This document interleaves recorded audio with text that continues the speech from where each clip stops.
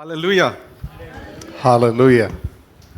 All right, we will dive into the word 1 Samuel chapter 7. 1 ശമൂവേൽ 7-ാം അധ്യായത്തിൻ്റെതായിട്ടുള്ള വേദഭാഗത്തിലേക്ക് നമുക്ക് പ്രവേശിക്കാം. I would love to cover the full chapter today. ഇന്ന് പൂർണ്ണമായിട്ടുള്ള അധ്യായം തന്നെ എടുക്കാനായിട്ട് എനിക്ക് ആഗ്രഹമുണ്ട്. So stay with me, and let's go a little fast, and there is so many things that the Lord would want to speak to us through this chapter. അതുകൊണ്ട് പെട്ടെന്ന് തന്നെ നമുക്ക് ഇതിലൂടെ നമുക്ക് കടന്നു പോകാം. എന്നോട് കൂടെ ചേർന്ന് നിങ്ങൾ വരണം. So somebody shout out, let's go. Let's go എന്ന് പറഞ്ഞാട്ടെ. So most of them are speaking in English. All right. Okay, we'll read through 1 Samuel chapter 7. 1 ശമൂവേൽ 7-ാം അധ്യായം നമുക്ക് വായിക്കാം. Verse 1 and 2. 1ഉം 2ഉം വാക്യങ്ങൾ. കിര്യത്ത് യയാരീം നിവാസികൾ വന്ന് യഹോവയുടെ പെട്ടകമെടുത്ത് കുന്നിന്മേൽ അമീനാദാബിന്റെ വീട്ടിൽ കൊണ്ടുപോയി അവന്റെ മകനായ എലയാസറിനെ യഹോവയുടെ പെട്ടകം സൂക്ഷിക്കേണ്ടതിന് ശുദ്ധീകരിച്ചു. പെട്ടകം കിര്യത്ത് യയാരീമിൽ ആയിട്ട് ഏറിയ കാലം 20 സംവത്സരം തന്നെ കഴിഞ്ഞു. ഇസ്രായേൽ ഗൃഹമൊക്കെയും യഹോവയോട് വിലപിച്ചു. As I was meditating on this word, I was able to relate that this is a condition of people today.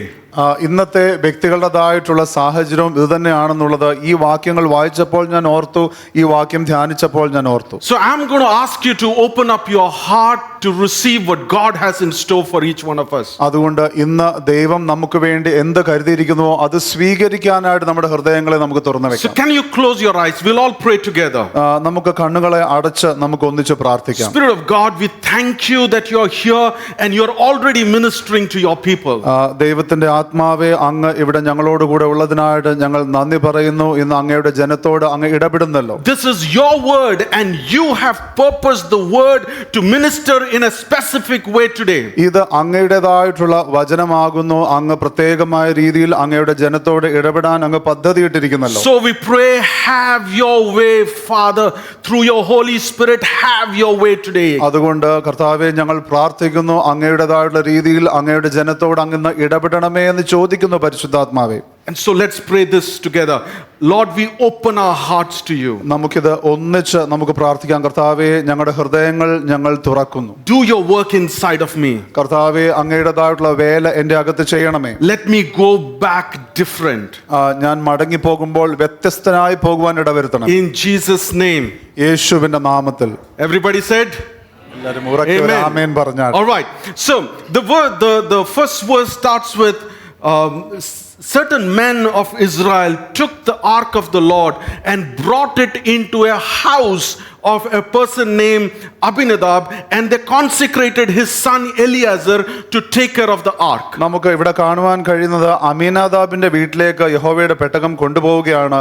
അവിടെ തന്റെ മകനായ എലയാസറിനെ യഹോവയുടെ പെട്ടകം സൂക്ഷിക്കേണ്ടതിന് ശുദ്ധീകരിച്ചു. So what is the story of ark? Why is this ark moving from different places? ഈ പെട്ടകത്തിൻ്റെതായിട്ടുള്ള കഥ എന്താണ്? എന്തുകൊണ്ട് ഇത് വ്യത്യസ്തമായിട്ടുള്ള സ്ഥലങ്ങളിലേക്ക് സഞ്ചരിക്കുന്നു? So for that we should go to chapter 4. അതിനായിട്ട് നാം 4-ാമത്തെ അധ്യായം നാം ശ്രദ്ധിക്കണം. And the spiritual condition of Israel was very low at that time. ഇസ്രായേലിന്റെ ആത്മീയമായിട്ടുള്ള അവസ്ഥ ആ സമയത്ത് വളരെ പരിതാപകരമായിരുന്നു. They were away from the Lord. അവർ ദൈവത്തിൽ നിന്ന് അകന്നു ജീവിച്ചു. And the Ark of Covenant was in a place called Shiloh, where people used to go there once in a year to pray. ഷൈലോ എന്ന് പറയുന്ന ഒരു സ്ഥലത്തായിരുന്നു വ്യക്തികൾ വർഷത്തിൽ ഒരിക്കൽ പോയി ആരാധിക്കുന്ന ഒരു സ്ഥലത്തായിരുന്നു യഹോവയുടെ പെട്ടകം. But in that tabernacle also the priests were having sinful ways. എന്നാൽ ആ കൂടാരത്തിലാണെങ്കിൽ പോലും അവിടെ പുരോഹിതനും പാപത്തിന് അടിപ്പെട്ട് ജീവിച്ചു. The people of Israel got so influenced by the surrounding nations that what the surrounding nations were doing they were adopting into their practices. Israel നിവാസികൾ എന്ന് പറയുന്നത് അവിടെ ചുറ്റുമുള്ള ദേശം എന്ത് ചെയ്തുവോ അതിനനുസരിച്ച് അവരുടെ രീതികളെ മാറ്റുവാൻ തുടങ്ങി. And Israel was not willing to treat God as their king. They also wanted king like their neighboring gods. Israel എന്ന് പറയുന്നത് ദൈവത്തെ അവരുടേതായിട്ടുള്ള രാജാവായി വാഴിക്കുവാൻ അല്ലെങ്കിൽ കാണുവാൻ അവർക്ക് പ്രയാസമായി മറ്റു രാജ്യങ്ങളെ പോലെ അവർക്ക് മനുഷ്യരിൽ നിന്ന് രാജാവിനെ വേണമെന്ന് അവർ ആഗ്രഹിക്കുവാൻ തുടങ്ങി. This was a bit of background. Now the story starts. ഇതായിരുന്നു ഇതിന്റെ പശ്ചാത്തലം. ഇപ്പോൾ കഥ തുടങ്ങുകയാണ്. So in chapter 4 Israel got into a conflict with Philistines. നാലാമത്തെ അധ്യായത്തിൽ നാം കാണുന്നു ഇസ്രായേൽ ഫെലിസ്തരുടെ നേരെ യുദ്ധത്തിന് പുറപ്പെടുകയാണ്. So they were spiritually low, they were backslidden, they did not have a connection with God. The ark was in a place called Shiloh. They were having a war with Philistine in a different place. അവർ ആത്മീയമായിട്ട് വളരെ മോശമായ അവസ്ഥയിലായിരുന്നു. അവർ ദൈവത്തിൽ നിന്ന് അകന്ന് ജീവിച്ചു. അവരുടെ യഹോവയുടെ പെട്ടകം ശീലോഹാം എന്ന് പറയുന്ന സ്ഥലത്തായിരുന്നു. എന്നാൽ ഇപ്പോൾ അവർ ഫെലിസ്തരുമായി യുദ്ധത്തിന് പുറപ്പെടുകയാണ്. And Philistines won the battle, had killed 4,000 men in that battlefield. ആ സമയത്ത് ഫെലിസ്തർ ആ യുദ്ധം ജയിച്ച 4,000 പേരെയോളം അവർ വധിച്ചു. Are you with me so far? നിങ്ങളിപ്പോൾ എന്നോട് ഒപ്പമുണ്ടോ? All right, 4,000 men died in one battle. ആ ഒറ്റ യുദ്ധത്തിൽ തന്നെ 4,000 പേർ മരിച്ചു. So when some trouble like this happens in our life, when something that we did not anticipate happened in our life, what's our first reaction? നമ്മുടെ ജീവിതത്തിൽ ഇതുപോലെ ഒരു പ്രയാസം നടക്കുമ്പോൾ, നാം പ്രതീക്ഷിക്കാത്ത രീതിയിൽ ഒരു പ്രയാസം നടക്കുമ്പോൾ നമ്മുടെ ആദ്യത്തെ പ്രതികരണം എങ്ങനെയായിരിക്കും? Something that we thought God will move and fight for us and all that, but nothing happened. We lost the battle. What's our first reaction? നാം ചിന്തിച്ചത് ദൈവം എനിക്ക് വേണ്ടി പൊരുതും, ഇത് ഞാൻ ജയിക്കുമെന്നൊക്കെയാണ് വിചാരിച്ചത്. എന്നാൽ നാം പരാജയപ്പെട്ടു. ആ സമയത്ത് എന്തായിരിക്കും നമ്മുടെ പ്രതികരണം? Anyone? Why? എന്തുകൊണ്ട് എന്നുള്ള ചോദ്യം. All right, that's exactly there in verse 3 of chapter 4. അത് തന്നെയാണ് മൂന്നാം അധ്യായത്തിൻ്റെതായിട്ടുള്ള 4-ാമത്തെ വാക്യത്തിൽ എഴുതിയിരിക്കുന്നത്. When the 4th chapter 3rd verse. 4-ാം അധ്യായത്തിന്റെ 3-ാം വാക്യം. When the people came into the camp, the elders of Israel, not the people, the elders of Israel asked this question, why has the Lord defeated us today before the Philistines? പടജനം പാളയത്തിൽ വന്നാറ് Israel മൂപ്പന്മാർ, ഇന്ന് യഹോവ നമ്മെ ഫെലിസ്തരോട് തോൽക്കുമാറാക്കിയത് എന്ത്? And I'm sure all of us have asked that question. എനിക്ക് ഉറപ്പാണ് നാം എല്ലാവരും ഈ ചോദ്യം ചോദിച്ചു. Why is this happening to me? എന്തുകൊണ്ട് ഇത് എനിക്ക് സംഭവിക്കും? Why is this happening to me? എന്തുകൊണ്ട് ഇത് എനിക്ക് സംഭവിക്കും? Why am I going through this? ഞാൻ എന്തുകൊണ്ട് ഇതിലൂടെ കടന്നു പോകും? Where is God in this? ദൈവം ഈ പശ്ചാത്തലത്തിൽ എവിടെ? And we all go through this season. നാം എല്ലാവരും ഇതുപോലെയുള്ള ഒരു കാലത്തിലൂടെ കടന്നു പോകും. But I want to open this up, open our mind to understand what was the real deal in that situation. എന്നാൽ നമ്മുടെ മനസ്സിനെ തുറന്ന് ഈ സാഹചര്യത്തിലെ പ്രധാനമായി നാം ശ്രദ്ധിക്കേണ്ട കാര്യമെന്ന് നമുക്ക് നോക്കാം. Now the elders thought that, see, 4,000 men died, and they questioned, why has the Lord left us, kind of. So there was a sense of an orphan spirit. God has left us, God has abandoned us. ഇവിടെ മൂപ്പന്മാർ ഒന്നിച്ച് അവർ ചിന്തിക്കുകയാണ്, അതായത് 4,000 പേർ മരിച്ചു, എന്തുകൊണ്ട് ദൈവം നമ്മോട് ഇങ്ങനെ ചെയ്തു? പെട്ടെന്ന് ഒരു അനാഥത്വത്തിൻ്റെതായിട്ടുള്ള ഒരു ആത്മാവ് അവിടെ ഉണ്ട്, ദൈവം നമ്മളെ കൈവിട്ട് കളഞ്ഞല്ലോ എന്നുള്ള രീതിയിൽ. I'm sure they would have got into some committee discussions, and then they decided, let's bring the Ark of the Covenant from Shiloh to the battleground. എനിക്ക് ഉറപ്പാണ് അവിടെ ഒരു കമ്മിറ്റി മീറ്റിംഗ് ഒക്കെ നടത്തുണ്ടാകാം. അതിനുശേഷം അവർ തീരുമാനിച്ചു, നാം യഹോവയുടെ നിയമപ്പെട്ടകം ശീലോവിൽ നിന്ന് ഇങ്ങ് കൊണ്ടുവരാം. See, the Ark of Covenant resembles or indicates the presence of God. ഈ യഹോവയുടെ നിയമപ്പെട്ടകം എന്ന് പറയുന്നത് അത് കാണിക്കുന്നത് ദൈവത്തിന്റെ സാന്നിധ്യമാണ്. And they would have remembered how Joshua crossed the Jordan and then went around the wall and carrying the Ark of the Covenant and they won the battle. Probably that's the technique we got to apply here. അവർ യോശുവയുടേതായിട്ടുള്ള സാഹചര്യങ്ങൾ ആലോചിച്ച് എങ്ങനെ ആ യോർദാൻ നദി കടന്നു, എങ്ങനെ അപ്രകാരം ആ പെട്ടകം കൊണ്ട് ഈ മതിലുകളെ ചുറ്റി എന്നുള്ള കാര്യമെല്ലാം ആലോചിച്ച് ഇതാണ് ജയത്തിൻ്റെതായിട്ടുള്ള വിജയമന്ത്രം എന്ന് അവർ ചിന്തിക്കുകയാണ്. But Joshua was doing because he was obeying God. God told him to do. It was not a technique, it was not a religion, it was not a ritual, it was an obedience out of faith in what God has told. യോശുവ അത് ചെയ്തത് ദൈവത്തെ അനുസരിച്ചത് കൊണ്ടായിരുന്നു. അതൊരു പ്രത്യേക മന്ത്രമായിട്ടല്ല അദ്ദേഹം ഉപയോഗിച്ചത്, എന്നാൽ അത് വിശ്വാസത്തിൽ നിന്ന് ദൈവത്തെ അനുസരിക്കുന്ന ഒരു സമർപ്പണത്തിൻ്റെതായിട്ടുള്ള ചുവടായിരുന്നു. But people, the elders thought, okay, God has abandoned us, let's do this technique, let's do this practice, let's get the ark from Shiloh, because that's the place where the ark was supposed to be. They brought the ark into the battleground. എന്നാൽ മൂപ്പന്മാർ ചിന്തിക്കുകയാണ്, ദൈവം നമ്മെ വിട്ടുകളഞ്ഞിരിക്കുന്നു, നമുക്ക് ഇനി ആ പെട്ടകം തിരിച്ചു കൊണ്ടിടുക എന്നുള്ളതാണ് ഇവിടെ ജയിക്കുവാനായിട്ടുള്ള ഏക പോംവഴി എന്ന് അവർ ചിന്തിക്കുകയാണ്. There was some sense of superstition to this. അതിനോട് നമുക്ക് അതായത് പ്രത്യേകമായിട്ടുള്ള തെറ്റായിട്ടുള്ള ചില ചിന്താരീതികളും ഉണ്ടായിരുന്നു. Some religious practice in what they did. ചില ആചാരപരമായ ആചാരപരമായിട്ടുള്ള ചില പ്രവൃത്തികൾ അവരവിടെ They ചെയ്യുകയാണ്. have seen their enemy nations around bringing their gods into the battle. അതായത് അവർ മറ്റു ദേശങ്ങൾ ചിലപ്പോൾ അവരുടെ ദൈവങ്ങളെ യുദ്ധഭൂമിയിലേക്ക് കൊണ്ടുവരുന്ന അവർ കണ്ടിട്ടുണ്ട്. Now they were doing the same thing. അത് തന്നെ അവർ ചെയ്യുവാൻ തീരുമാനിച്ചു. That's what we call it as religion. അതിനാകുന്നു നാം മതം അല്ലെങ്കിൽ ആചാരം എന്ന് പലപ്പോഴും And പറയുന്നത്. religion does come into our life too. പലപ്പോഴും നമ്മുടെ ജീവിതത്തിലും ഈ മതത്തിന്റെ അല്ലെങ്കിൽ ആചാരത്തിൻ്റെതായിട്ടുള്ള സ്വാധീനം കടന്നു വരാറുണ്ട്. We can pray like a religious activity. നമുക്ക് ഒരു ആചാരപരമായിട്ടുള്ള പ്രവൃത്തി പോലെ നമുക്ക് പ്രാർത്ഥിക്കുവാൻ കഴിയും. We can read the word like a religious activity. ഒരു ആചാരപരമായിട്ടുള്ള പ്രവൃത്തി പോലെ നമുക്ക് വചനം വായിക്കുവാൻ We കഴിയും. can serve like a religious activity. ഒരു ആചാരപരമായിട്ടുള്ള രീതി പോലെ We നമുക്ക് can come to ശുശ്രൂഷിക്കുവാൻ the കഴിയും. church like a religion. സഭയിൽ വരുന്നത് ഒരു ആചാരമായിട്ട് ചെയ്യുവാൻ കഴിയും. I want to tell you, God is not in the religion. ഞാൻ നിങ്ങളോട് പറയട്ടെ, ദൈവം ആചാരത്തിലില്ല. Our God wants our heart to know Him and know His ways. It's a relationship, it's not a religion. ദൈവത്തിന്റെ ആഗ്രഹം നാം ദൈവത്തെ അറിയുമെന്നും ആ വ്യക്തിബന്ധത്തിൽ നാം വളരുവാനായിട്ട് ദൈവം ആഗ്രഹിക്കുന്നു, അല്ലാതെ ഒരു ആചാരമായിട്ടല്ല. So verse 5, they brought the ark of the covenant into the battlefield and they gave a loud shout. Religion. Amen. Loud shout, like what they would have seen or they would have heard, and so that the earth resounded. Oh, that's a massive sound that happened that day. അപ്പോൾ അവർ അങ്ങനെ ആ പെട്ടകം കൊണ്ടുവന്ന് അവർ ആർത്തു വിളിച്ചു. അത് ആചാരപരമായി അവർ ചെയ്തു. അങ്ങനെ അവിടെ വലിയ ഒരു മുഴക്കം പോലെ ഉണ്ടായി. Verse 7, the Philistines were afraid. ഏഴാമത്തെ വാക്യം പറയുന്നത് ഫെലിസ്ത്യർ ഭയപ്പെട്ടു. Verse 10, Philistines took over Israel and 30,000 men died on that day. അതായത് അടുത്ത വാക്യം അല്ലെങ്കിൽ 10ാമത്തെ വാക്യം പറയുന്നത് അന്ന് 30,000 പേരെ ഫെലിസ്ത്യർ വധിക്കുകയുണ്ടായി. 4,000 without the ark, 30,000 with the ark. 4,000 പേർ പെട്ടകം ഇല്ലാതെ മരിച്ചു. എന്നാൽ പെട്ടകം കിട്ടിയപ്പോഴോ 30,000 പേർ മരിച്ചു. You see, that equation doesn't match up, right? നിങ്ങൾക്ക് മനസ്സിലാകുന്നുണ്ടോ? ആ സമവാക്യം അത് ശരിയാകുന്നില്ല. God is not in the religion. ദൈവം ആചാരത്തിലില്ല. Let's not get into a religious practice. നമുക്ക് ആചാരപരമായിട്ടുള്ള പ്രവൃത്തികളല്ല വരേണ്ടത്. It's a kingdom of God where God is the king and we are His sons. It is not a religion. അത് ദൈവരാജ്യമാകുന്നു. നാം ഈ ദൈവത്തിന്റെ രാജ്യത്തിലെ മക്കളാകുന്നു, അല്ലാതെ ആചാരമല്ല. And not only that, the Philistines took the ark and took it to their nation. അതോടൊപ്പം തന്നെ ഫെലിസ്ത്യർ ആ യഹോവയുടെ നിയമപെട്ടകം എടുത്ത് അവരുടെ ദേശത്തേക്ക് കൈക്കലാക്കി I കൊണ്ടുപോയി. would want you to read 5 and 6 back at home. 5ഉം 6ഉം നിങ്ങൾ ഭവനത്തിൽ ചെന്ന് വായിച്ചാട്ടെ. Where the ark was kept in next to their God and the God fell flat. അപ്പോൾ ഈ യഹോവയുടെ പെട്ടകം എന്ന് പറയുന്നത് അവരുടെ ദൈവത്തിന്റെ അടുക്കൽ വെച്ചപ്പോൾ അവരുടെ ദൈവം താഴെ പോവുകയുണ്ടായി. So some of the men came, they erected it, they went to sleep. Next day, hands cut, head cut, and their God was fallen flat. അതിനുശേഷം ചില വ്യക്തികൾ വന്ന് അത് നേരെ വെച്ചു. എന്നാൽ അടുത്ത ദിവസം വന്നപ്പോഴത്തേക്കും അത് വീണ്ടും തകർന്നു. And there was tumors, there was distress, and they realized this is not in the right place.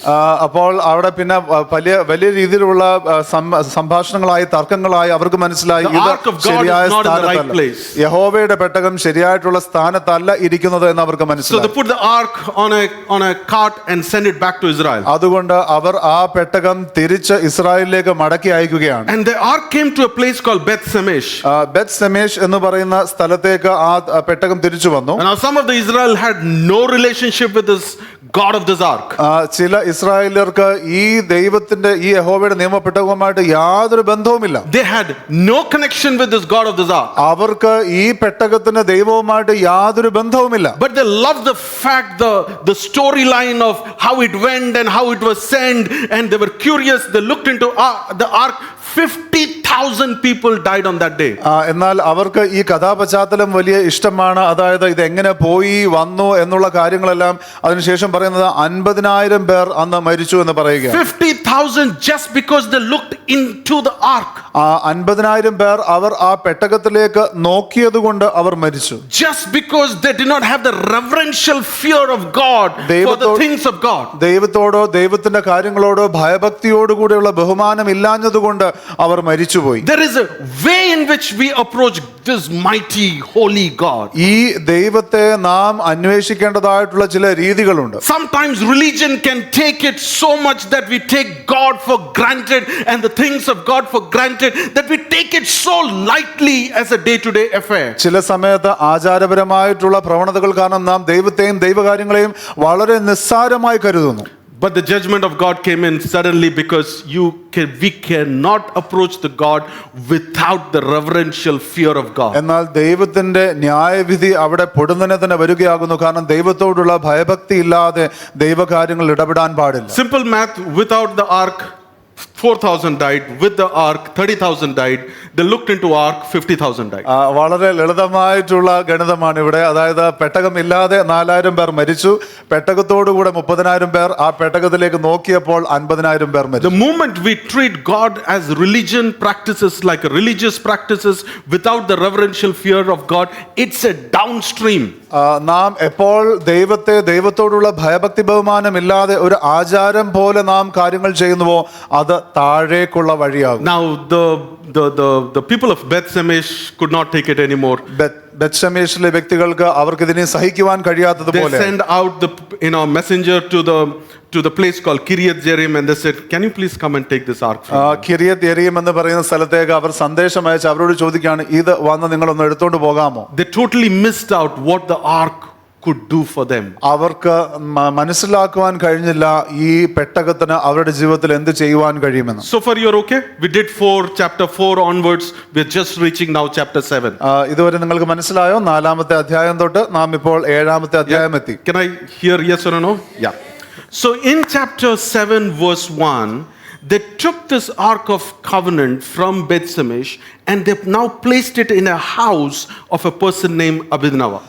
ഇവിടെ പറയുന്നത് 7-ാം അധ്യായത്തിന്റെ 1-ാമത്തെ വാക്യം പറയുന്നത്, കിര്യത്ത് യെയാരീം നിവാസികൾ വന്ന് യഹോവയുടെ പെട്ടകം എടുത്ത് കുന്നിന്മേൽ അബീനാദാബിന്റെ വീട്ടിൽ കൊണ്ടുപോയി. Now where was this ark supposed to be? ഈ പെട്ടകം എവിടെ ആയിരിക്കണം? In the temple, അത് യഹോവയുടെ ആലയത്തിലായിരിക്കണം, which is in Shiloh.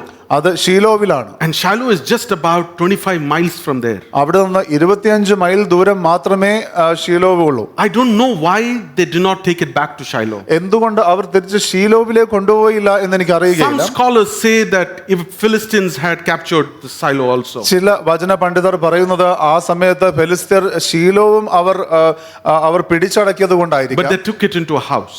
എങ്കിലും അവർ ഈ പെട്ടകം കൊണ്ടുപോയത് ഒരു ഭവനത്തിലേക്കാണ്. Now from the day the ark remained in Kiryat Jearim, the time was long. It was 20 years in a house. പെട്ടകം കിര്യത്ത് യെയാരീമിൽ ആയിട്ട് ഏറിയ കാലം 20 സംവത്സരം തന്നെ ആ ഭവനത്തിലുണ്ടായി. Can you imagine that 20 years how it went by?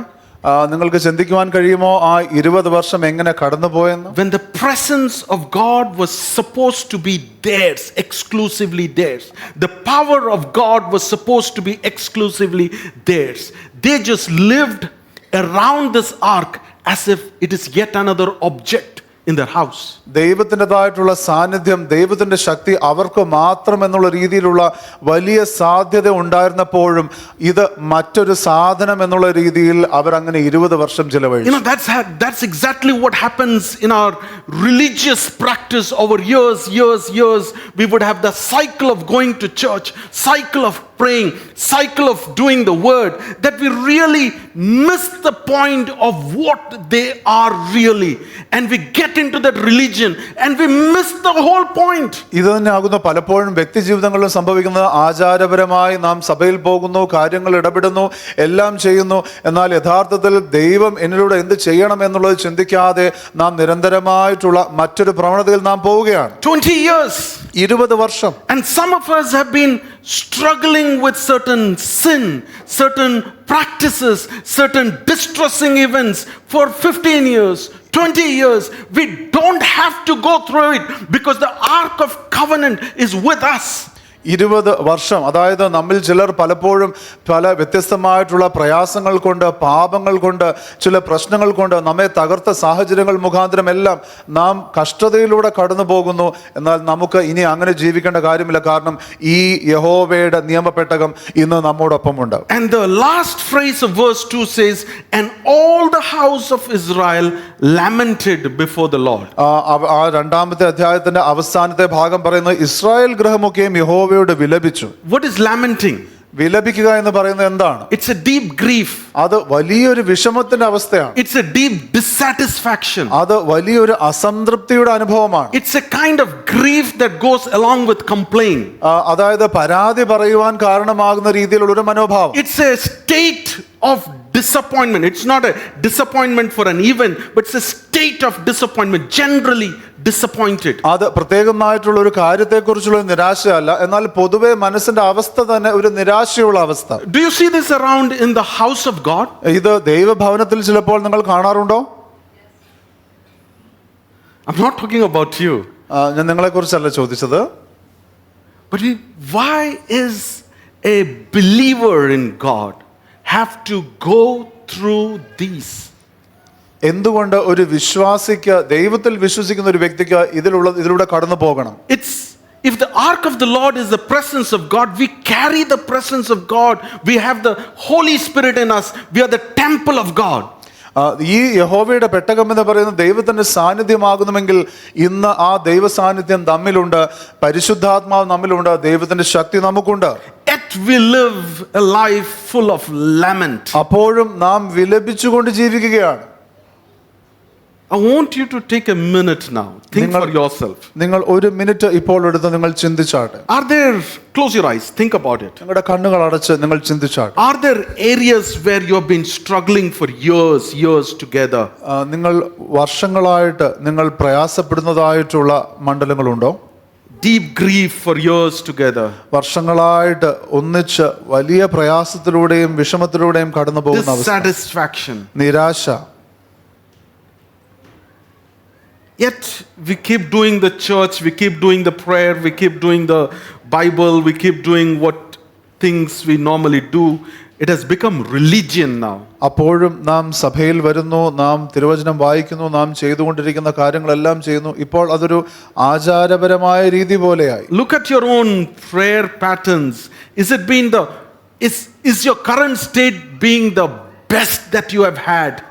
Or has it gone into a stagnancy? നിങ്ങളുടെ പ്രാർത്ഥനയെക്കുറിച്ച് തന്നെ ചിന്തിച്ചാട്ടെ. നിങ്ങളുടെ ഇപ്പോഴത്തെ പ്രാർത്ഥനാ ജീവിതം എന്ന് പറയുന്നത് നിങ്ങളുടെ ഏറ്റവും മികച്ച അവസ്ഥയാണോ, അതോ അത് ചലനമില്ലാതെ കിടക്കുന്ന ഒരു അവസ്ഥയിലേക്ക് പോകുന്നു? Is our love for the word increasing or is it stagnant? തിരുവചനത്തെക്കുറിച്ചുള്ള സ്നേഹം അത് വർദ്ധിക്കുന്നുണ്ടോ, അതോ അതും ചലനമില്ലാതെ കിടക്കുന്നു? Is our walk with the Holy Spirit getting more closer and deeper and more intimate with the Holy Spirit, or have we lost the awareness of the presence of the Holy Spirit? പരിശുദ്ധാത്മാവുമായിട്ടുള്ള ജീവിതം അത് വർദ്ധിക്കുന്നുണ്ടോ, അതിൽ നിങ്ങൾ മുന്നേറുന്നുണ്ടോ, അതോ പരിശുദ്ധാത്മാവിനെ ഇപ്പോൾ മനസ്സിലാക്കാൻ തന്നെ കഴിയുന്നില്ലാത്ത അവസ്ഥയിലേക്ക് പോകുന്നു? The Lord wants us to get over that lamenting state. ദൈവത്തിന്റെ ആഗ്രഹം നാം ഈ വിലപിക്കുന്ന അവസ്ഥയെ ജയിച്ച് മുന്നേറണമെന്നാകും. That's not the plan of God. അത് ദൈവത്തിന്റെ പദ്ധതിയല്ല. For Christ has come to give us life in abundance. യേശുക്രിസ്തു വന്നത് നമുക്ക് ജീവൻ നൽകുവാനും സമൃദ്ധമായ നൽകുവാനുമാകുന്നു. He has given us the presence of the Holy Spirit like the presence of God in the ark. ആ പെട്ടകത്തിൽ എപ്രകാരം ദൈവത്തിന്റെ സാന്നിധ്യം ഉണ്ടായിരുന്നോ അതുപോലെ പരിശുദ്ധാത്മ സാന്നിധ്യം ദൈവം നമുക്ക് നൽകിയിരിക്കുകയാണ്. He wants to revive our soul, our spirit, our life, to get us back into a relationship with God like we never had before. ദൈവത്തിന്റെ ആഗ്രഹം നമ്മുടെ ആത്മാവിനെ, നമ്മുടെ ജീവിതത്തെ, നമ്മുടെ ദേഹിയെല്ലാം ഉണർത്തി ദൈവവുമായിട്ടുള്ള മുൻപ് ഇല്ലാത്തതുപോലെ ഉള്ള ഒരു വ്യക്തിബന്ധത്തിലേക്ക് പ്രവേശിക്കുവാനാണ്. The Spirit of God is working, and I believe the Spirit of God is reviving our spirit, at least the hunger to go back beyond our first love into a level of intimacy that we have never ever had with the Lord, a deeper relationship with Jesus. ഞാൻ വിശ്വസിക്കുന്ന പരിശുദ്ധാത്മാവ് ഇപ്പോൾ തന്നെ നമ്മളെ ഉണർത്തി നമ്മുടെ അകത്തുള്ള ദൈവകാര്യങ്ങളിലേക്കുള്ള വിശപ്പ് വർദ്ധിച്ച് നമ്മുടെ ആദ്യ സ്നേഹത്തെക്കാൾ ഉപരിയായിട്ടുള്ള കൂടുതലായിട്ടുള്ള സ്നേഹത്തിലേക്കും ദൈവവുമായിട്ടുള്ള അടുപ്പത്തിലേക്കും കൊണ്ടുവരുന്നു. If that's you, tell the Lord, Lord, I'm returning to you today. അത് നിങ്ങളാകുന്നുവെങ്കിൽ നിങ്ങൾ കർത്താവിനോട് പറഞ്ഞാട്ടെ, കർത്താവേ ഞാനിതാ മടങ്ങി വരുന്നു. Come on everybody, I'm returning to the Lord today. എല്ലാവരും പറഞ്ഞാട്ടെ, കർത്താവേ ഞങ്ങൾ മടങ്ങി വരുന്നു. I want to turn from evil ways to the Lord. തെറ്റായിട്ടുള്ള വഴികളിൽ നിന്ന് അങ്ങയിലേക്ക് ഞാൻ മടങ്ങി വരുന്നു. I want to have a closer, intimate walk with the Lord. ദൈവവുമായിട്ടുള്ള അടുത്തുള്ള ഒരു ജീവിതത്തിന് വേണ്ടി ഞാൻ ആഗ്രഹിക്കുന്നു. I want to tell you the Spirit of God is longing to be with you and walk with you and show you the life of victory through Him and through Jesus. ഞാൻ നിങ്ങളോട് പറയട്ടെ, പരിശുദ്ധാത്മാവ് നിങ്ങളോട് ചേർന്നുള്ള യാത്രയിൽ യേശുക്രിസ്തുവിൽ നിങ്ങളെ ജയാളിയാക്കുവാൻ ആഗ്രഹിക്കുന്നു. All right, so now that was the state and they were lamenting. 20 years passed by. അപ്പോൾ 20 വർഷം ഇങ്ങനെ കടന്നുപോയി അവർ വിലപിച്ചുകൊണ്ടേയിരുന്നു. അതായിരുന്നു അവരുടെ അവസ്ഥ. And verse 3, then Samuel spoke. മൂന്നാമത്തേതായിട്ടുള്ള വാക്യം പറയുന്നത്, അപ്പോൾ ശമൂവേൽ. Where was Samuel this 20 years? ഈ 20 വർഷം ശമൂവേൽ എവിടെയായിരുന്നു? He was the prophet, right? അദ്ദേഹം പ്രവാചകനായിരുന്നല്ലോ. He's supposed to speak to people. അദ്ദേഹം വ്യക്തികളോട് പ്രസംഗിക്കേണ്ടതായിരുന്നു, അല്ലെങ്കിൽ പറയേണ്ടതാണല്ലോ, സംസാരിക്കേണ്ടതാണല്ലോ. Bible doesn't say where was he in that 20 years. തിരുവചനം പറയുകയാകുന്നു ശമൂവേൽ ഈ 20 വർഷങ്ങൾ എവിടെ ആയിരുന്നു എന്ന് പറയുന്നില്ല. But in verse 3 he spoke. Maybe after the 20 years he spoke. എന്നാൽ 20 വർഷത്തിന് ശേഷം ശമൂവേൽ പറയുകയാണ്. And what did he speak? എന്താകുന്നു അദ്ദേഹം പറഞ്ഞത്? I want, if you have physical Bible, underline it. Otherwise, I want you to just make a note of this. He says, if starts with if. നിങ്ങൾ ഇങ്ങനെ ചെയ്താൽ എന്ന് ആ if എന്നുള്ള വാക്കുകൊണ്ട് അദ്ദേഹം ആരംഭിക്കുകയാണ്. Any programmers in the house, when do you use if statement? എന്ത് കാര്യങ്ങൾ നടക്കുകയാണെങ്കിലും, ഭവനത്തിൽ നടക്കുകയാണെങ്കിലും ഈ ഇഫ് എന്നുള്ള വാക്ക് എപ്പോൾ ഉപയോഗിക്കുന്നു? It is a condition. It is a conditional statement. അതൊരു വ്യവസ്ഥ ഉള്ള ഒരു കാര്യം പറയുമ്പോൾ. So if we want a breakthrough, it starts with a condition.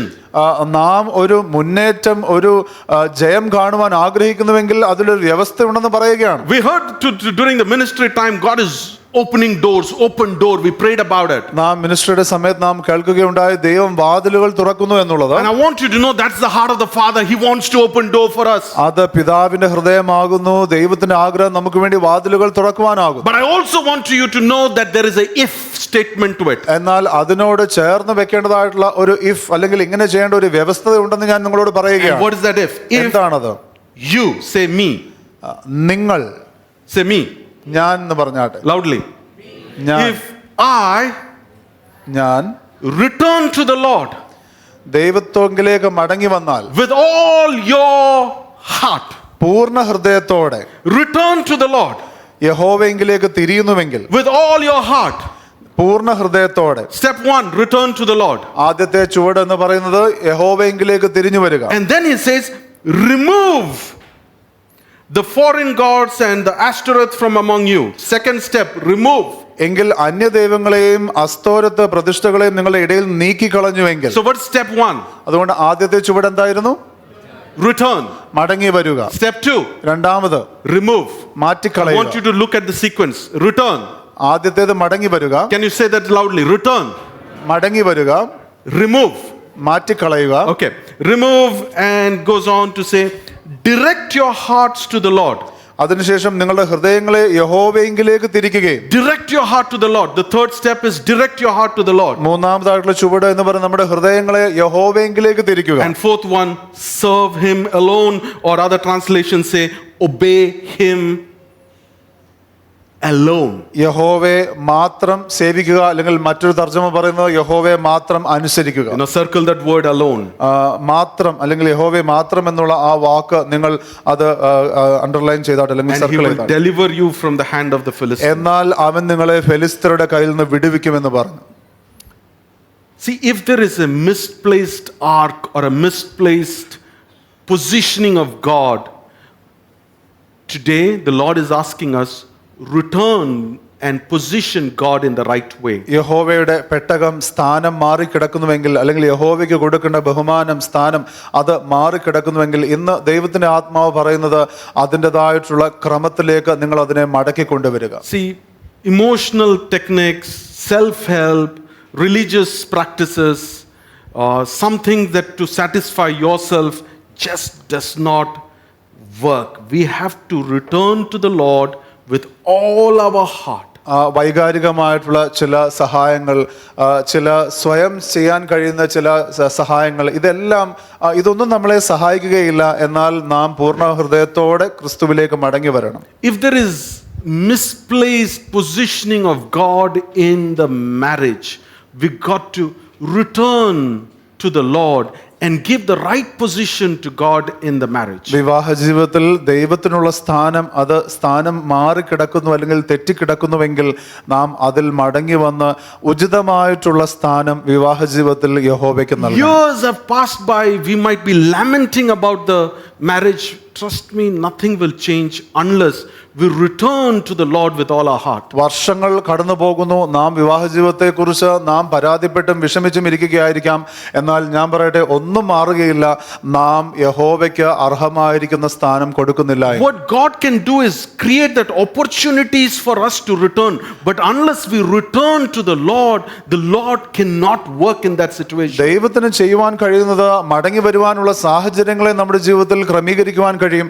എന്നാൽ മടങ്ങി വരേണ്ടത് നാം ആകുന്നു. നാം അത് ചെയ്യുന്നില്ല എങ്കിൽ ദൈവത്തിന് ചെയ്യാനുള്ള പ്രവൃത്തി ദൈവത്തിന് ചെയ്യുവാൻ Bible says കഴിയും. a cord of 3 strands will not quickly broken.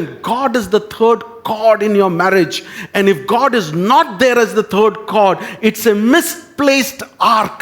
We got to return to the Lord, bring the Lord in the center of our marriage. തിരുവചനം പറയുന്നത് മുപ്പിരി ചരട് പെട്ടെന്ന് അറ്റുപോകുകയില്ല എന്ന് പറയുന്നു. അപ്പോൾ ദൈവം നമ്മുടേതായുള്ള ജീവിതത്തിൽ ഇല്ല എങ്കിൽ, ദൈവത്തിന്റെ സ്ഥാനം വ്യത്യസ്തപ്പെട്ട് കിടക്കുന്നുവെങ്കിൽ അത് ജീവിതത്തിൽ നമുക്ക് അനുഗ്രഹങ്ങൾക്ക് കാരണമാകുകയില്ല. നാം ആ സ്ഥാനത്തെ ശരിയായ രീതിയിൽ ക്രമീകരിക്കണം. That's exactly what we got to do with our work. God is the center of our work. We serve God at our work. Get God in the right place at our work, at our job, at our ministry, with our children. Get God in its right place. അത് തന്നെയാകും നമ്മുടെ ജോലി മേഖലയിൽ നാം ചെയ്യേണ്ടത്. നമ്മുടെ ജോലിയിൽ മധ്യസ്ഥാനം എടുക്കേണ്ടത് ദൈവമാകുന്നു.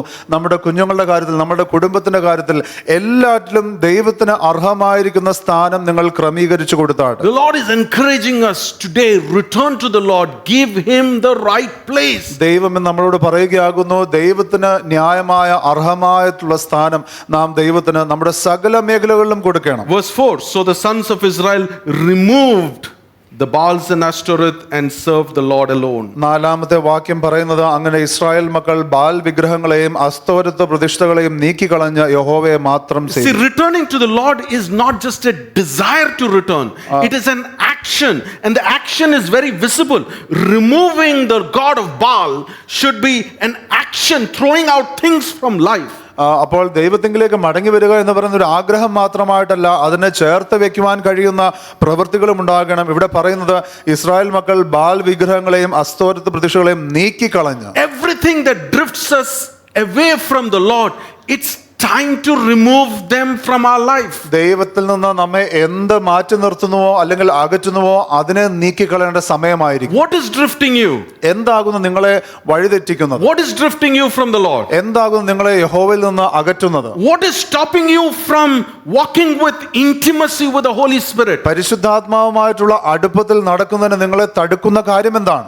I want you to imagine your first love with the Lord. ഞാൻ നിങ്ങളെ താല്പര്യപ്പെടുത്തുകയാണ് ദൈവവുമായിട്ടുള്ള യേശുവിനോടുള്ള ആദ്യ സ്നേഹത്തെ കുറിച്ച് ഓർക്കുക. What is stopping us to enjoy that first love? ആ ആദ്യ സ്നേഹം വീണ്ടും അനുഭവിക്കുവാൻ നിന്ന് നമ്മളെ തടുക്കുന്ന കാര്യം എന്താണ്? As you return, we also got to remove those things away from our life. അതുകൊണ്ട് നാം യഹോവയിലേക്ക് മടങ്ങി വരുമ്പോൾ യഹോവയിൽ നമ്മളെ അകറ്റുന്ന കാര്യങ്ങളെ നാം നീക്കിക്കളയണം. If it is a sin, you got to break that cycle of sin.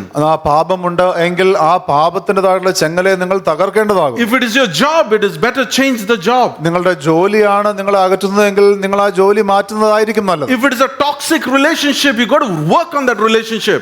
ഒരു ആപൽക്കരമായിട്ടുള്ള വ്യക്തിബന്ധമാകുന്നുവെങ്കിൽ ആ വ്യക്തിബന്ധത്തിൽ പ്രത്യേകമായിട്ട് ശ്രദ്ധിക്കേണ്ടത് If ആവശ്യമായിരിക്കും. it is some kind of a fear or a doubt or an unbelief that is stopping you from walking with the Lord, you got to work on that. അല്ലെങ്കിൽ ഒരു ഭയമോ അല്ലെങ്കിൽ സംശയമോ അവിശ്വാസമോ ആകുന്നു അതായത് നിങ്ങളെ അകറ്റുന്നതെങ്കിൽ നിങ്ങൾ അതിന്മേൽ പ്രവർത്തിക്കേണ്ട സമയമായിരിക്കുന്നു. So what did the people do? They returned to the Lord. They removed the Baals and Ashtoreth in verse 4, and we are reading verse 5. Then Samuel said, gather all Israel to Mizpah, and I will pray to the Lord for you. അതുകൊണ്ട് Israel മക്കൾ എന്ത് ചെയ്തു? അവർ യഹോവയിലേക്ക് മടങ്ങി വന്ന് അവർ മറ്റ് ദൈവങ്ങളെയും വിഗ്രഹങ്ങളെയും എല്ലാം മാറ്റി നീക്കിക്കളഞ്ഞ്, അപ്പോൾ 5-ാമത്തെ വാക്യത്തിൽ അനന്തരം ശമൂവേൽ എല്ലാ ഇസ്രായേലിനെ മിസ്പായിൽ കൂട്ടുവിൻ, ഞാൻ നിങ്ങൾക്ക് വേണ്ടി യഹോവയോട് പ്രാർത്ഥിക്കുമെന്ന് പറഞ്ഞു. See, verse 5 gives us a clue what Samuel used to do for the 20 years. ആ 20 വർഷം ശമൂവേൽ എന്ത് ചെയ്യുകയായിരുന്നു എന്നുള്ളതിന്റെ ഏകദേശം ഒരു ചെറിയ ഒരു ഹിന്റാണ് ഈ 5-ാമത്തെ വാക്യത്തിൽ നമുക്ക് ലഭിക്കുന്നത്. Any guess? Any guess? He was praying for the people. അദ്ദേഹം വ്യക്തികൾക്ക് വേണ്ടി പ്രാർത്ഥിക്കുകയായിരുന്നു. Because that has been his habit. കാരണം അത് അദ്ദേഹത്തിൻ്റെതായിട്ടുള്ള ശീലമാണ്. It's not that suddenly he woke up and he started praying. പെട്ടെന്ന് എഴുന്നേറ്റ് ഒരു ദിവസം പ്രാർത്ഥിക്കാൻ തുടങ്ങിയെന്നല്ല. How do I know? I want to turn to chapter 12. അത് എങ്ങനെ നമുക്ക് കാണുവാൻ കഴിയും? അത് നമുക്ക് 12-ാമത്തെ അധ്യായത്തിൽ ശ്രദ്ധിക്കാം. Verse 23. 23-ാമത്തെ വാക്യം.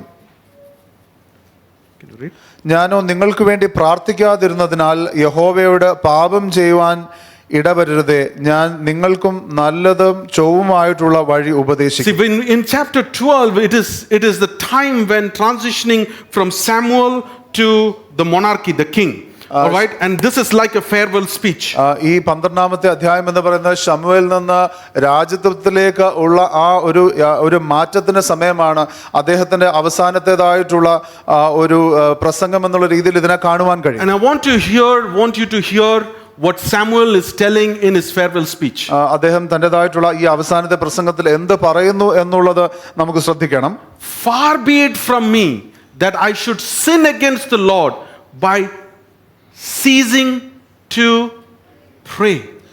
He considered to stop praying is sin. ഞാനോ നിങ്ങൾക്ക് വേണ്ടി പ്രാർത്ഥിക്കാതിരുന്നതിനാൽ യഹോവയുടെ പാപം ചെയ്യുവാൻ ഇടവരരുതേ എന്ന് അദ്ദേഹം പറയുകയാണ്. അതായത് വ്യക്തികൾക്ക് വേണ്ടി തന്റെ ജനത്തിനു വേണ്ടി പ്രാർത്ഥിക്കാതിരിക്കുന്നത് പാപമായിട്ട് അദ്ദേഹം കരുതി. Are you with me? നിങ്ങൾ എന്നോടൊപ്പം ഉണ്ടോ?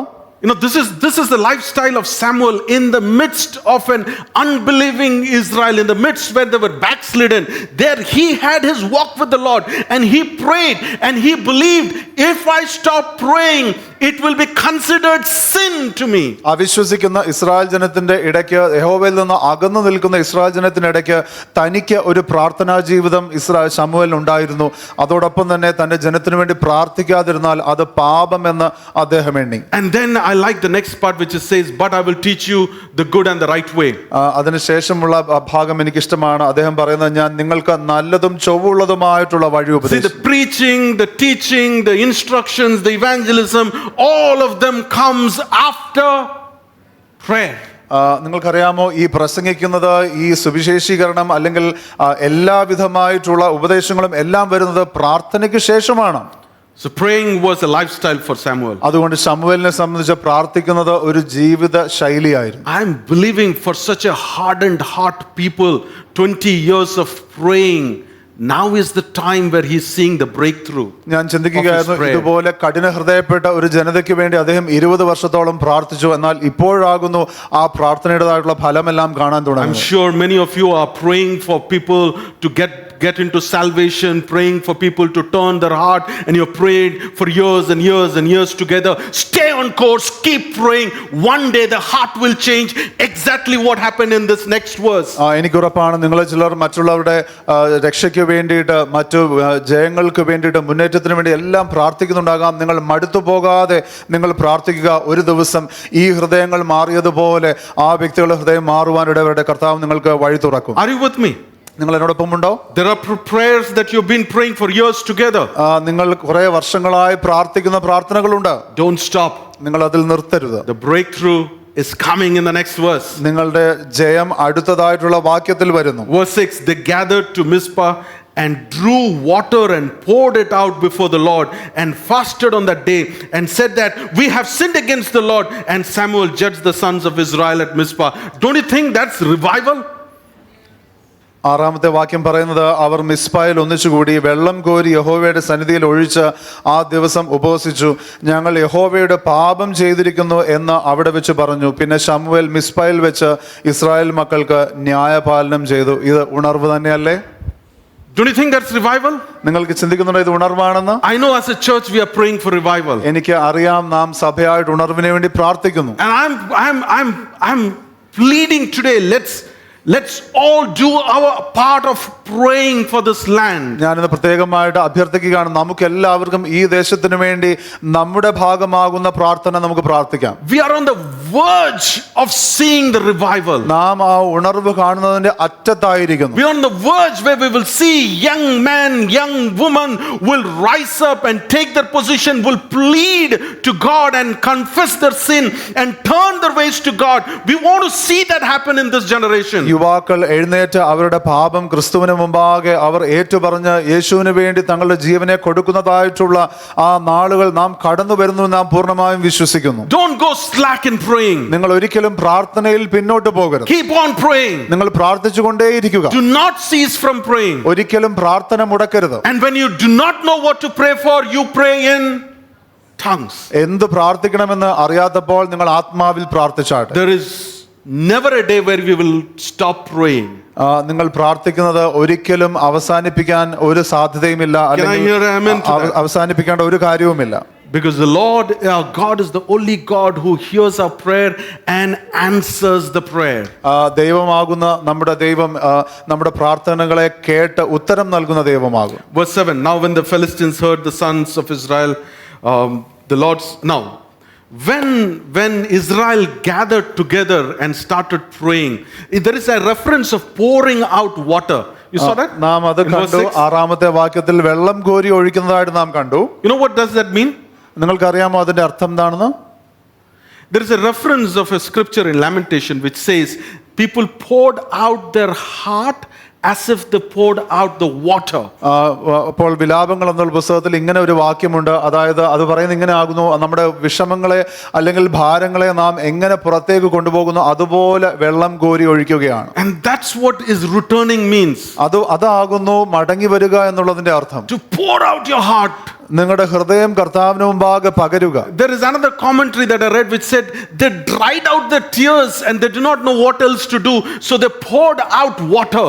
മറ്റൊരു കമന്ററി പറയുന്നത് അവർ കരഞ്ഞു കരഞ്ഞ് അവരുടെ കണ്ണുനീര് തീർന്നു, അപ്പോൾ ഇനിയും അവർ വെള്ളം ഒഴിക്കുകയാണ്. But unless we empty ourselves, how can God fill in? എന്നാൽ നാം നമ്മെ തന്നെ ശൂന്യപ്പെടുത്തിയില്ല എങ്കിൽ എങ്ങനെ ദൈവത്തിന് നമ്മുടെ അകത്ത് വന്ന് പ്രവേശിക്കുവാൻ കഴിയും? So returning to the Lord is an act where we pour out our hearts, just telling him everything, just confessing of our sin of everything, just pouring out our hearts to him. അതുകൊണ്ട് നാം ദൈവത്തിലേക്ക് മടങ്ങി വരിക എന്ന് പറയുമ്പോൾ സകലത്തും ദൈവത്തെ ഏൽപ്പിക്കുന്ന ഒരു അനുഭവമാകുന്നു. നമ്മുടെ എല്ലാ പാപങ്ങളെയും ഏറ്റുപറഞ്ഞ് നമ്മുടെ സകല ഭാരങ്ങളെയും കർത്താവിലേക്ക് പകരുന്ന ഒരു അനുഭവം. Now Philistines saw this gathering of people. The gathering of people were never happening before because Israel was always living out of fear. Now when they saw the gathering of people, now Philistines started to think, what's happening now? Israel മക്കൾ ഇങ്ങനെ ഒന്നിച്ചു കൂടുന്നത് കണ്ടപ്പോൾ ഫിലിസ്തർ അവിടെ ഇത് കേട്ടപ്പോൾ ഫിലിസ്തർ അവിടെ പുറപ്പെട്ടു വന്ന് അവർ ഭയപ്പെടുകയാണ്, അല്ലെങ്കിൽ ഫിലിസ്തർ ഒന്നിച്ചു വന്നു. കാരണം ഇതുവരെ ഇസ്രായേൽ മക്കൾ അങ്ങനെ ഒന്നിച്ചു കൂടി വരുന്ന കണ്ടിട്ടില്ല. അവർ എപ്പോഴും ഭയത്തിൽ ജീവിച്ചു. Verse 8, then the sons of Israel became, they told Samuel, do not cease to pray for us because the Philistines are out there. അവർ 8-ാമത്തെ വാക്യത്തിൽ ശമൂവേലിനോട് പറയുകയാകുന്നു, അതായത് ഫിലിസ്തർ അവിടെ ഉള്ളതുകൊണ്ട് ഞങ്ങൾക്ക് വേണ്ടി പ്രാർത്ഥിക്കുന്നത് നിർത്തരുതേ. And Samuel took a lamb and offered it as a whole burnt offering to the Lord. ശമൂവേൽ പാൽ കുടിക്കുന്ന ഒരു ആട്ടിൻകുട്ടിയെ എടുത്ത് യഹോവയ്ക്ക് സർവാംഗ ഹോമം കഴിച്ചു. Verse 10, and Samuel was offering the burnt offering, and the Philistines drew near to the battle against Israel, but the Lord thundered with a great thunder on that day against Philistines and confused them. So they were routed before Israel. 10-ാമത്തെ വാക്യം പറയുന്നത്, ശമൂവേൽ ഹോമയാഗം കഴിച്ചുകൊണ്ടിരിക്കുമ്പോൾ ഫിലിസ്ത്യർ ഇസ്രായേലിനോട് പടയ്ക്ക് അടുത്തു, എന്നാൽ യഹോവ അന്ന് ഫിലിസ്ത്യരുടെ മേൽ വലിയ ഇടിമുഴക്കി അവരെ പരിഭ്രമിപ്പിച്ചു, അവർ ഇസ്രായേലിനോട് തോറ്റു. I want you to pay attention to this part. ഇത് നിങ്ങൾ പ്രത്യേകം ശ്രദ്ധിക്കണമേ. In chapter 4 they brought the ark of the covenant like a religion. They made a loud noise. 30,000 died on that day. 4-ാമത്തെ അധ്യായത്തിൽ നാം കാണുകയുണ്ടായി, ആ യഹോവയുടെ നിയമപെട്ടകം ഒരു ആചാരം പോലെ അവർ കൊണ്ടുവന്നു, അവർ 30,000 പേർ മരിച്ചു. They showed a lot of confidence. They showed a lot of probably faith in wrong thing, and they had a disaster. തെറ്റായിട്ടുള്ള കാര്യത്തിൽ അവർ വലിയ വിശ്വാസം കാണിച്ചു, അത് വലിയൊരു പ്രശ്നമായി വന്നു. In chapter 7 7-ാമത്തെ അധ്യായത്തിൽ they turned their heart to God. അവർ ദൈവത്തിങ്കിലേക്ക് അവരുടെ ഹൃദയത്തെ തിരിച്ചു. They threw everything out of their life which is not belonging to God. ദൈവത്തിൻ്റെതല്ലാത്തത് അവരുടെ ജീവിതത്തിലുള്ള സകല കാര്യങ്ങളെയും അവർ നീക്കിക്കളഞ്ഞു. They got a blood sacrifice so that they are aligned to the Father. അവർ രക്തത്തിലുള്ള ഒരു സർവാംഗ ഹോമം കഴിച്ച് യാഗം കഴിച്ച് അങ്ങനെ അവർ ദൈവവുമായിട്ട് ശരിയായിട്ടുള്ള സ്ഥാനപ്പെടുത്തലായി. When they got restored to the relationship with God the Father, ഈ പിതാവുമായിരിക്കുന്ന ദൈവവുമായിട്ടുള്ള ആ വ്യക്തിബന്ധം അവർ അതിലൊരു യഥാസ്ഥാനപ്പെടുത്തൽ സംഭവിച്ചപ്പോൾ, and the ark was still not there, അപ്പോഴും ആ യഹോവയുടെ നിയമപ്പെട്ടകം അവിടെ ഇല്ലായിരുന്നു. but their heart was connected to Father. എന്നാൽ അവരുടെ ഹൃദയം പിതാവുമായിട്ട് ബന്ധപ്പെട്ടിരുന്നു. They were restored in their identity as son of God. ആ ദൈവത്തിൻ്റെതായിട്ടുള്ള മകൻ എന്നുള്ള പശ്ചാത്തലത്തിൽ അവരുടേതായിട്ടുള്ള ബന്ധം ക്രിസ്തുവിൽ ഉറപ്പായിരുന്നു. They had faith in God, അവർക്ക് ദൈവത്തിൽ വിശ്വാസമുണ്ടായിരുന്നു. and that's the right positioning. അത് ശരിയായിട്ടുള്ള സ്ഥാനപ്പെടുത്തലാണ്. There was no religion there. There was a relationship with the Father. അവിടെ പ്രത്യേകിച്ച് യാതൊരു ആചാരവും ഇല്ലായിരുന്നു, എന്നാൽ പിതാവുമായിട്ട് വ്യക്തിബന്ധം ഉണ്ടായിരുന്നു. And the Father took over. അങ്ങനെ പിതാവ് ആ യുദ്ധം ഏറ്റെടുത്തു. He prepared the table in front of the enemies. ശരിക്കും ശത്രുക്കളുടെ മുമ്പാകെ അവിടെ ഒരു മേശ ഒരുക്കിയതുപോലെ ആയി. There was massive slaughter on that day. അവിടെ ഒരു വലിയ പരാജയം അവിടെ ഫിലിസ്ത്യർക്ക് സംഭവിച്ചു. For many years to come, Philistines did not come anywhere close to Israel. അതിനുശേഷം എത്രയോ വർഷങ്ങൾ ഫിലിസ്ത്യർ ഇസ്രായേലിന്റെ അടുക്കൽ പോലും വന്നിട്ടില്ല. That's the victory God wants us to live. ദൈവത്തിന് ആഗ്രഹം നാം അതുപോലെ ഒരു ജയജീവിതം ജീവിക്കുമെന്നാണ്. That victory is because of our relationship with the Father. അത് ദൈവവുമായിട്ടുള്ള വ്യക്തിബന്ധത്തിൽ നിന്ന് വരുന്നതാകും. That victory is when we return to the Lord, when we remove things that does not belong to God, redirect our hearts to God and serve Him and obey Him alone. അത് ദൈവത്തിങ്കിലേക്ക് മടങ്ങി വന്ന് ദൈവത്തിൻ്റെതല്ലാത്തതെല്ലാം നമ്മുടെ ജീവിതത്തിലുള്ളത് മാറ്റി നമ്മുടെ ഹൃദയത്തെ യഹോവയെങ്കിലേക്ക് തിരിച്ച് യേശുവിനെ അല്ലെങ്കിൽ യഹോവയെ മാത്രം സേവിക്കുമ്പോഴാകും. Just read verse 12. Then Samuel took a stone and set it up between Mizpah and Shen and named it Ebenezer, saying, thus far the Lord has helped us. 12-ാമത്തെ വാക്യം പറയുന്നത്, പിന്നെ ശമൂവേൽ ഒരു കല്ലെടുത്ത് മിസ്പായ്ക്കും ഷേനും മധ്യേ നാട്ടി, ഇത്രത്തോളം യഹോവ നമ്മെ സഹായിച്ചു എന്ന് പറഞ്ഞ് അതിന് എബെനെസർ എന്ന് പേര്. What I'm going to share, it is prophetic for the church. ഇന്ന് ഞാൻ പങ്കുവെക്കാൻ പോകുന്ന സഭയെ സംബന്ധിച്ചിടത്തോളം വളരെ പ്രവചനാത്മകമായിട്ടുള്ള കാര്യമാണ്. What Samuel did was he gathered some stones and he made a pillar of stone. ശമൂവേൽ എന്ത് ചെയ്തു? ഒരു കല്ലെടുത്ത് അത് നാട്ടി. He made a memorial. അത് ഒരു ഓർമ്മ ഫലകം പോലെ ചെയ്തു. Every time people walk past that or stumble on that stone, they will remember, thus far the Lord has helped us. ഓരോ തവണയും വ്യക്തികൾ അതിലൂടെ കടന്നു പോകുമ്പോൾ അല്ലെങ്കിൽ അത് കാണുമ്പോൾ അവർ ഓർക്കും, ഇത്രത്തോളം ദൈവം നമ്മെ സഹായിച്ചു. They will declare, the Lord is our helper. അവർ വീണ്ടും വീണ്ടും ഏറ്റുപറയും അല്ലെങ്കിൽ പ്രസ്താവിക്കും, ദൈവം നമ്മെ സഹായിക്കുന്ന ദൈവമാണ്. They will declare to generations that the Lord is our helper. Can you tell that loudly?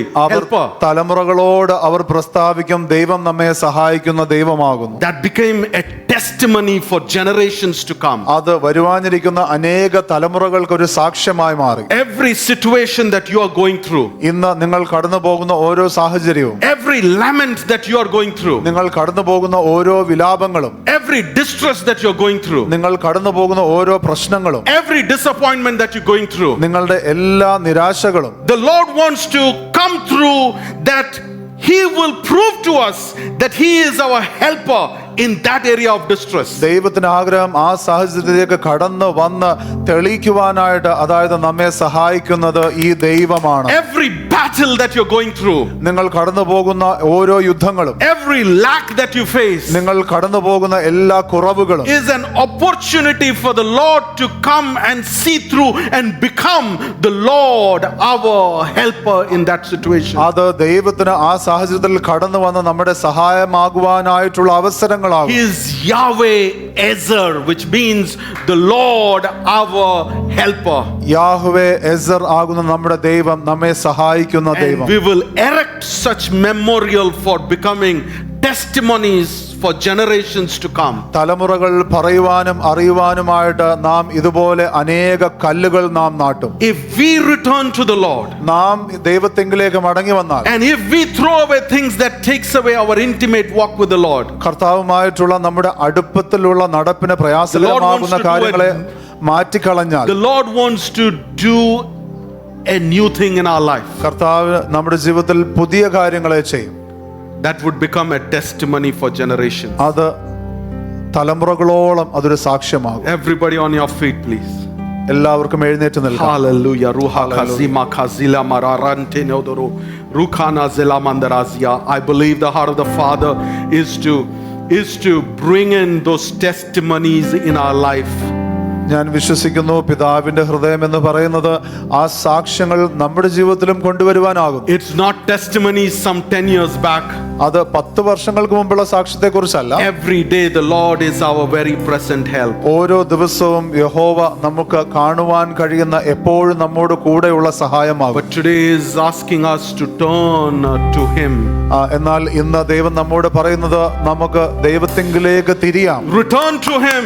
ദൈവത്തിങ്കിലേക്ക് മടങ്ങി വരാം. Pour out your heart unto the Lord. നിങ്ങളുടെ ഹൃദയത്തെ കർത്താവിന് മുമ്പാകെ പകർന്നാട്ടെ. Empty your heart. നിങ്ങളുടെ ഹൃദയത്തെ പൂർണ്ണമായും The Lord is listening. കർത്താവ് ശ്രദ്ധിക്കുന്നു. Lord is listening. കർത്താവ് ശ്രദ്ധിക്കുന്നു. Just pour out your heart. നിങ്ങളുടെ ഹൃദയത്തെ പൂർണ്ണമായി പകർന്നാട്ടെ. Pour out your lament to the Lord. നിങ്ങളുടെ വിഷമങ്ങളെ കർത്താവിന് മുമ്പാകെ പകർന്നാട്ടെ. Pour out your heart to the Lord. നിങ്ങളുടെ ഹൃദയത്തെ ദൈവം മുമ്പാകെ പകർന്നാട്ടെ. Pour out like the poured out water. ആ വെള്ളം കോരി ഒഴിച്ചതുപോലെ നിങ്ങൾ Let's പകർന്നാട്ടെ. empty our hearts. നമുക്കിപ്പോൾ നമ്മുടെ ഹൃദയത്തെ ഒഴിച്ചിടാം. Talk to the Lord. Talk to the Lord. Talk to the Lord right now. Pour out your heart to the Lord. ഇപ്പോൾ തന്നെ ദൈവത്തോട് ഇടപെട്ട് സംസാരിച്ചാട്ട് നിങ്ങളുടെ ഹൃദയത്തെ പകർന്നു കൊടുത്താൽ. The sin that you have been struggling, tell the Lord, Lord, I've been struggling with this. നിങ്ങൾ പ്രയാസപ്പെടുന്നതായിട്ടുള്ള ആ പാപത്തെ സംബന്ധിച്ച് ദൈവത്തോട് പറഞ്ഞാട്ടെ. The financial distress that you're struggling with, tell the Lord, Lord, I've been struggling with this. നിങ്ങളുടെ സാമ്പത്തിക ബുദ്ധിമുട്ടിനെ കുറിച്ച് ദൈവത്തോട് ഇപ്പോൾ തന്നെ പറഞ്ഞാട്ടെ. Return to the Lord. കർത്താവിലേക്ക് മടങ്ങി വരൂ. Return to the Lord. കർത്താവിലേക്ക് മടങ്ങി I വരൂ. believe the Holy Spirit is showing you things that you got to get rid of. ഞാൻ വിശ്വസിക്കുന്നു പരിശുദ്ധാത്മാവ് ഇപ്പോൾ നിങ്ങൾ നീക്കി കളയേണ്ടതായിട്ടുള്ള കാര്യങ്ങളെ കുറിച്ച് നിങ്ങളോട് പറയുന്നു. Throw it away. അത് നിങ്ങൾ മാറ്റിക്കളയുക. Remove it from your life. അത് നിങ്ങളുടെ ജീവിതത്തിൽ നിന്ന് മാറ്റിക്കളയുക. Because the Lord wants to do a great and a mighty thing in your life. കാരണം ദൈവത്തിന് ആഗ്രഹം നിങ്ങളുടെ ജീവിതത്തിൽ വലുതും ഭയങ്കരവുമായിട്ടുള്ള ഒരു കാര്യം ചെയ്യുവാനാകും. And we don't need to sacrifice a lamb, because Jesus has done the sacrifice on the cross, a complete and adequate sacrifice on the cross. അതിനായിട്ട് നമുക്കിനി ഒരു ആട്ടിൻകുട്ടിയെ നമുക്ക് യാഗം കഴിക്കേണ്ട ആവശ്യമില്ല. കാരണം യേശുക്രിസ്തു സകല പാപങ്ങളുടെയും നമ്മുടെ സകല ആവശ്യങ്ങൾക്ക് വേണ്ടി മറുവിലയായി തന്നെത്താൻ യാഗമായി ക്രൂശിൽ കയറി. So we approach the throne of grace with confidence. അതുകൊണ്ട് നാം ധൈര്യത്തോടുകൂടെ കൃപാസനത്തിന് മുമ്പാകെ കടന്നു വരുന്നു. See the hand of God in your life now. നിങ്ങളുടെ ജീവിതത്തിൽ ദൈവത്തിന്റെ കരം വെളിപ്പെടട്ടെ. I'm believing there will be testimonies. ഞാൻ വിശ്വസിക്കുന്നു സാക്ഷ്യങ്ങൾ തീർച്ചയായും വരും. There will be memorials. ആ കല്ല് നാട്ടുന്ന ഓർമ്മഫലങ്ങൾ. I believe this is a season of testimonies. ഞാൻ വിശ്വസിക്കുന്നു സാക്ഷ്യങ്ങളുടെ കാലമാണിത്. This will be season of memorials. അതോടൊപ്പം തന്നെ പല ഓർമ്മഫലങ്ങളുടെയും സമയമാണ്. Which you will tell to your generations, the next generations. Everybody will remember, thus far the Lord has helped. നിങ്ങളുടെ തലമുറയോടും അവരുടെ തലമുറയോടും അവർ പറയുവാനിടവരും, ഇത്രത്തോളം യഹോവ നമ്മെ സഹായിച്ചു. He is Jehovah Ezer. യഹോവ എസർ ആകുന്നു ഈ ദൈവം. Lord, our very present help. എല്ലായ്പ്പോഴും നമ്മോട് കൂടെയുള്ള നമ്മെ സഹായിക്കുന്ന ദൈവം. Father, we worship you and we give you our lives. In Jesus' mighty name we pray. പിതാവേ, ഞങ്ങൾ ഞങ്ങളുടെ ഈ ജീവിതത്തെ ഞങ്ങൾ തൃക്കരങ്ങളിലേക്ക് സമർപ്പിക്കുന്നു യേശുവിന്റെ നാമത്തിൽ തന്നെ. ആമേൻ.